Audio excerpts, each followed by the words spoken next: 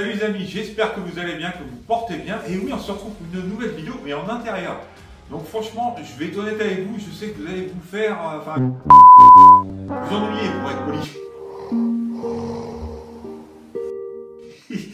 Donc oui, ça se passe en intérieur. J'ai pas trop le temps de faire de vidéos en extérieur, mais je vais en faire une là bientôt sur un produit qui va être vraiment très intéressant. J'ai hâte. Alors, ça n'a pas forcément un rapport, hein. Enfin, si, c'est un rapport avec la moto, mais ça va donner peut-être une plus-value dans mes vidéos. Je vous montrerai ça dans mes vidéos prochaines.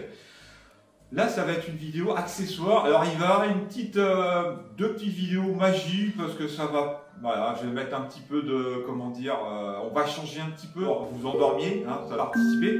Donc là, je vous montre un petit tour. Je vous montrerai un petit tour à la fin. Alors, je vais vous montrer un petit tour de magie parce qu'il faut savoir qu'avant la passion de la moto, j'avais la passion de la magie. Donc, c'est quelque chose que peut-être que je ferai. Je vais peut-être mélanger un peu la magie et la moto, ou peut-être pas du tout. On va vous faire un petit tour là, j'en ferai peut-être un après. Donc, je voulais vous expliquer qu'il ne faut jamais jouer au jeu de cartes avec moi parce que je suis capable de trouver n'importe quelle carte dans un jeu. Un exemple parmi tant d'autres. Je vais vous montrer un petit peu. Ce qu'il faut toujours montrer, c'est toujours montrer que c'est un jeu tout à fait basique. Hein. Ça, c'est important. Et en fait, je vais couper le jeu n'importe où.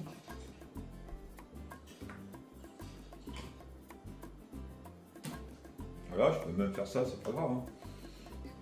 On va faire comme ça. Et je vais le couper par exemple, je sais pas, là, la réputation, ça peut être n'importe où. Et je suis sûr que là, s'il est là. Vous ne croyez pas? Voilà, et celle qui avait en dessous, c'était pas un as. Alors, oui, ça s'appelle de la magie. C'est comme la moto, ça. Et en fait, ce que je vous ai pas expliqué, c'est que là, ce que je viens de faire, c'est que je vais simplement mettre la carte là. Je vais faire simplement ça. Et là, en fait, je vais transformer toutes les cartes en as. Vous ne croyez pas? Non. Regardez bien. Voilà. Là, elles viennent de se transformer en as. Voilà, ça c'est les jeux. Pareil, c'est un tour de magie parmi tant d'autres. Je vais peut-être vous en faire un après. C'est tout simplement une hallucination collective. Donc je suis avec mon sac Astro. Hein, que vous connaissez bien. Comment tu vas, Astro? Ça va? Ah bah aujourd'hui, je suis content. Je suis content aujourd'hui. Je suis content. Il est toujours content. Alors lui, il change pas une phrase cigale, lui. Hein. Donc là, je voulais vous faire une vidéo justement sur les accessoires qui vont être montés ultérieurement sur Godzilla, mais qui s'adaptent sur d'autres motos, d'autres marques, notamment toutes les marques. Donc je vais pas les citer, sans ça je vais me faire encore engueuler, c'est que j'oublie encore une marque. On va commencer par la première, parce que je vais pas faire une vidéo de 4 heures. Alors ça, c'est une pièce qui vient d'Angleterre, donc je vais vous montrer un petit peu, là je vais vous montrer d'où ça vient, j'ai trouvé ça sur eBay. Donc ça c'est le bras oscillant au niveau de la roue, et ça c'est une pierre, c'est extrêmement légère. Il faut savoir que quand je l'ai récupéré dans un tiroir, je me suis demandé si c'était ça, parce que c'était tellement léger, c'est l'impression que c'est du plastique. Alors c'est du titane de haute qualité, donc dont l'axe l'écrou de l'axe du bras oscillant de la roue.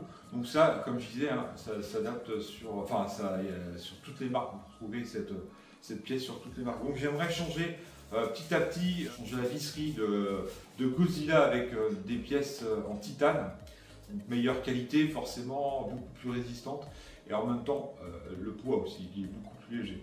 Bon, enfin ça c'est une pièce que une fois que vous l'avez changée, en général, elle ne bouge pas, quoi. Ensuite, il y a aussi, alors ça c'est les écrous de pignon. Pareil, c'est du titane avec, c'est une peinture anodisée de haute qualité. Pareil, c'est la même marque. Je vous montre, voilà, le vendeur en fait, leur vendeur. Donc ça vient d'Angleterre. Par contre, il faut savoir que vous avez des frais de douane. Comme le Japon d'ailleurs, mais en plus cher. Je crois bien que c'est encore plus cher en Angleterre. Je crois que j'ai payé... ça coûte, je sais plus, 40 €, un truc comme ça. Il y a à peu près 7 € de frais de douane avec rien que ces deux pièces là. Donc ça c'est des pièces que je vais changer quand par exemple vous avez vu mon garde-boue en carbone. Ça je vais le faire en même temps, je vais changer ces pièces là petit à petit. Alors j'ai mis effectivement 230 chevaux. Je pense que ça va faire venir du monde, pas forcément sur la vidéo, mais sur la miniature. À 230 chevaux, on va voir si elle est faite. Donc j'aimerais la passer au banc. Donc ça c'est quelque chose que je ferai en vidéo, on verra. Donc vous savez ce que j'ai changé un petit peu sur la moto. Et on verra combien elle sort à la roue arrière. Ensuite, des choses que je vais changer sur la moto. Donc vous savez qu'il y a le garde-boue en carbone. Il y a la visserie en titane qui va être changée aussi. Et puis il y a autre chose que je vais changer aussi, et que je vais refaire certainement. C'est pas non plus une priorité parce que bon, il fonctionne, à part que j'ai deux petites LED. Je ne sais pas si je vais pouvoir vous montrer. Si je ne vous montre pas dans la vidéo là, c'est que j'ai pas trouvé la vidéo. Je vous montrerai peut-être dans une autre vidéo. Alors c'est deux petites LED en fait qui sont grillées. Alors sur le rouge elles fonctionnent, sur le vert elles fonctionnent, sur le blanc en fait elles sont grillées. Donc ça fait léger blanc jaune, mais c'est vraiment très léger. Il faut vraiment regarder de près pour le voir. Mais en fait j'ai trouvé, c'est pour ça que j'ai ramené le petit phare. Alors j'ai retrouvé un phare de ZX14R. Il est quasi neuf celui-là. Quasi neuf. J'en ai retrouvé un autre que j'ai acheté, mais il y a des défauts dessus en fait. Il est en réfection parce qu'il est rayé. Et ça, je recherche un autre phare, un phare gauche. J'en ai un là, il est parti en réfection. Je ne sais pas si c'est bien rentable de le refaire. Parce que j'ai un ami mécanicien, un ami mécano en fait, et il refait les phares. Et il m'a dit le problème, c'est que si tu le ponces en fait, le vernis va s'emballer et puis bon, ça, comme une voiture, ça va devenir opaque. Ça va pas mettre trop de temps à devenir opaque. Donc il faut qu'il repasse un vernis, donc c'est assez onéreux. Donc je sais, bon, il est parti en réfection, je vais le refaire quand même. Enfin, je sais pas s'il l'a fait d'ailleurs. Je sais pas. Donc soit je le refais. Alors il l'a, mais il attend. Je sais qu'il m'a dit que ça a été assez onéreux, donc il attend les devis. Donc je sais pas si je vais le faire ou je le rachète. Si j'arrive à en trouver un autre d'occasion. Par contre nickel, je veux vraiment qu'il soit nickel. Je suis très maniaque là-dessus. On verra autrement parce que c'est très difficile maintenant de trouver des pièces comme c'est une moto qui n'est plus vendue en France, elle est toujours vendue aux États-Unis, mais elle n'est plus vendue en France. Donc c'est très difficile maintenant de trouver des pièces. Quand il y en a, elles sont hors de prix, quoi. Même en occasion, les prix ont vachement monté. Donc trouver un phare, un occasion, c'est compliqué. Donc j'en ai un autre, donc peut-être que je pense que je vais le refaire si j'en trouve pas un autre correct, parce que il y en a, mais ils sont pourris, quoi. J'en ai vu qu'ils étaient rayés, ou les pattes sont cassées, ou voilà, moi j'en veux un qui soit nickel. Et refaire, en fait, qu'est-ce que je vais refaire dessus? Tout simplement, je vais remettre, pardon, des Angelize. Mes dernières générations, en fait, ceux-là, c'est du plasma LED. Donc il y a un espèce de verre dessus. Je vais essayer de ne pas les casser. Je vais essayer de vous sortir. Voilà, ça va être ça. Bon, je vais vous montrer un petit peu ce que ça donne en vidéo. Je l'ai allumé, ils sont hyper puissants. Et je pense qu'ils sont beaucoup plus résistants que ceux que j'avais avant. Et il y a un espèce de verre en fait. Voilà, ça fait un effet un petit peu loupe, donc ça accentue la luminosité tout autour. Donc ça c'est pareil. Donc le but ça va être de faire comme les autres. C'est le même système. Là j'ai juste maintenant, c'est un échange standard de phare, hein, parce que comme le système déjà est fait, comme je vous ai dit, moi j'ai une commande séparée qui fait que je peux allumer ou pas les Angelize. Mais ceux-là ils sont blanc, parce que les autres, c'est vrai qu'ils ont tendance à blanc bleuté, hein. Vous avez vu avec les gendarmes, avec la femme gendarme, ils sont un peu légèrement bleutés au début ils sont blancs et ils viennent un petit, bon ça fait un petit peu xénon, effet xénon, ça passe à peu près, mais j'ai envie de le refaire. De toute façon, mes phares que j'ai, je les garde, peut-être je les revendrai, je ne sais pas. Intéressant d'avoir des phares en double s'il m'arrivait un problème sur les phares, sachant vu le prix commence à vachement augmenter. Donc j'ai des pièces comme ça en double, comme j'ai un compteur aussi, j'ai mon ancien compteur avec les compteurs blancs. Et d'ailleurs j'ai recommandé aussi, quand j'ai commandé le garde-boue en carbone, j'ai recommandé des fonds en fait LED, comme j'ai sur la moto que je vous montre, mais vous connaissez. Donc pareil, j'en ai commandé, donc je pense que je referai mon compteur et je remettrai ces LED là, parce que si un jour j'ai un problème sur mon compteur, ou que je veux revendre carrément, je veux revendre mon compteur, un compteur avec justement les LED en fait du Japon, bon, ça donne une plus-value aussi au compteur. Alors la grosse frustration qu'on a sur le, je l'ai toujours dit, mais je le répète, je le radote, sur le compteur ZZR, Z14R, c'est que les compteurs vont bien jusqu'à 300, mais ce qu'on voit c'est 280. Il n'y a pas le 300. Donc ça a toujours été quelque chose qui m'a un petit peu dérangé, parce que c'est une moto qui va à 300, on n'a pas le compte de 300, donc c'est des compteurs qui sont à 300, gradus jusqu'à 320. Donc voilà, ça va être les pièces que je vais changer ultérieurement sur la moto, et puis je ferai un passage au banc, comme j'expliquais, voir combien elle sort à la roue arrière. Je vais essayer de filmer ça quand je la passerai au banc, et vous montrer ça dans une vidéo. Voilà, c'était une petite vidéo comme ça, qu'il faut changer un petit peu. J'ai rien oublié dans la vidéo, je pense, non. Alors, vous avez été sage, donc je vais vous faire un autre tour de magie. Donc ça, c'est une prédiction. Comment ça fonctionne? Je voulais forcer une personne, on appelle ça forçage dans la magie, c'est-à-dire que vous voulez faire une prédiction sur une carte que la personne va choisir. Elle va choisir d'elle-même. Donc vous allez dire, voilà, moi je sais quelle carte tu vas choisir, d'ailleurs, elle est dans l'enveloppe là. J'ai le nom de la carte que tu vas choisir. Alors, je prends l'exemple du 3 de pique. Si vous dites, tiens, je veux qu'il force 3 de pique, il va forcément s'arrêter sur 3 de pique. D'accord? Donc ça sera votre prédiction. Ça peut être aussi, moi j'ai pris par exemple le logo de ma moto, c'est-à-dire ZX14R, j'ai mis sur une carte neutre, une carte blanche, j'ai fait ça à l'arrache, hein, désolé, j'ai mis ZX14R vite fait à l'arrache. Ça peut être ça, ça peut être le nom, un dessin, n'importe quoi. Allez, vous mettez la même chose dans votre enveloppe. Voilà, c'est une prédiction. Donc, première chose, la plus importante, on va dire, c'est déjà montrer les cartes. Ça, c'est vachement important. Vous montrez les cartes. Alors ça, pour... Alors, je ne sais pas si je le fais bien. On va faire comme ça. Très important parce que si déjà vous ne montrez pas les cartes, la personne va se dire ouais c'est un jeu truqué. Voilà, vous montrez bien le dos. Le dos c'est important aussi. Hein. Dos bleu, rappelez-vous de ça, dos bleu. Alors, une fois que vous avez montré les cartes, alors je ne vais pas vous montrer l'astuce dans ce tour-là, je vous montrerai dans une prochaine vidéo. Vous allez lui dire, par exemple, bah voilà, je vais faire défiler les cartes et tu vas me dire stop quand tu veux, d'accord? Par exemple, vous lui expliquez, vous lui donnez l'exemple.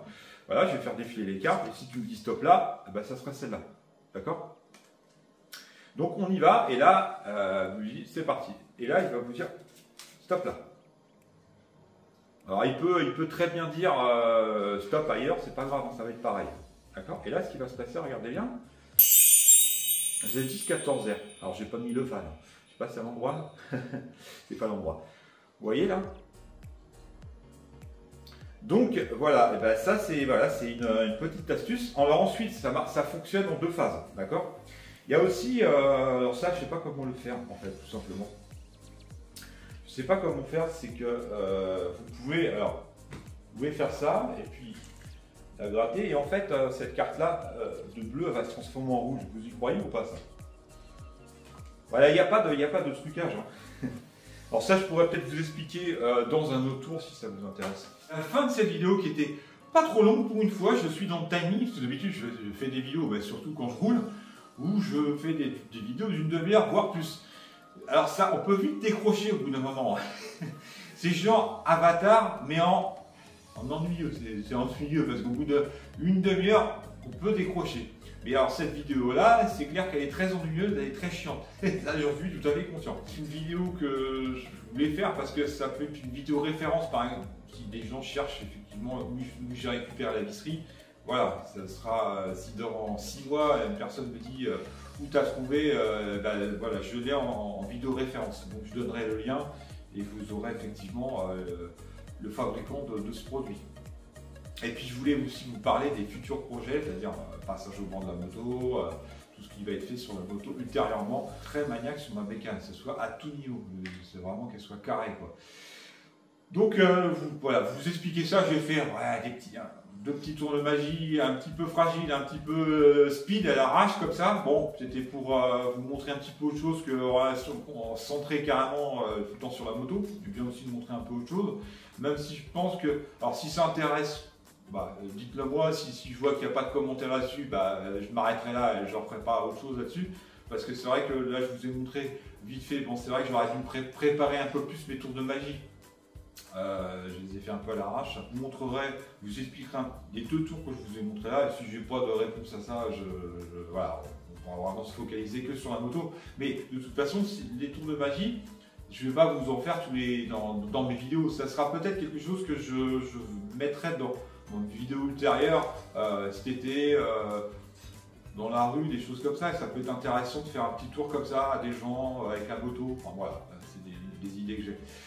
Alors, ne loupez surtout pas aussi la vidéo que j'ai hâte de faire, mais j'attends qu'il fasse pas trop, enfin au moins qu'il ne pleuve pas, c'est surtout ça, que je vais faire en extérieur. Je vais vous montrer quelque chose qui va être sympa, qui va peut-être donner un peu plus de plus-value, qui va m'améliorer sur les miniatures où je suis très mauvais. D'ailleurs, j'ai fait la miniature, vous avez vu des Zenith 14R 230 chevaux.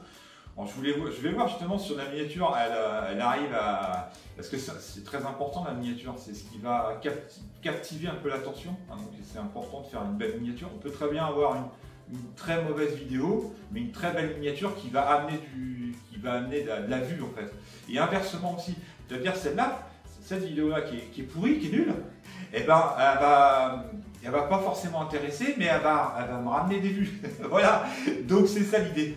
Mais alors le but c'est quand même de faire une vidéo qui soit intéressante avec une belle miniature. Donc la miniature c'est la première chose que vous voyez, hein, qui ne sait pas forcément ce que c'est. Hein. La miniature c'est la première chose que vous voyez quand vous regardez une vidéo, c'est ce qui va vous donner envie de regarder la vidéo. Donc la miniature je suis très mauvais là-dessus et le produit je vais vous montrer, j'ai pas envie de spoiler, je vais pas en parler, je vais prendre la moto, on ira dans un endroit, on fera ça ensemble et vous verrez. Ça va être vraiment sympa. Donc j'ai hâte de faire cette vidéo. Voilà, c'est la fin de cette vidéo. J'espère que vous êtes ennuyés. Vous êtes ennuyés, soyez francs, c'est sûr, vous êtes ennuyés, ça, il n'y a pas de souci. J'en suis conscient. C'est une vidéo que j'étais obligé de faire de toute façon pour vous présenter, pour vous dire tous mes projets ultérieurs. On fera, vous inquiétez pas, les prochaines vidéos seront à l'extérieur. Aucun souci, j'ai hâte de faire la prochaine vidéo. Voilà, faites attention à vous sur la route et en dehors de la route. Et on se retrouve pour une prochaine vidéo. Allez, salut.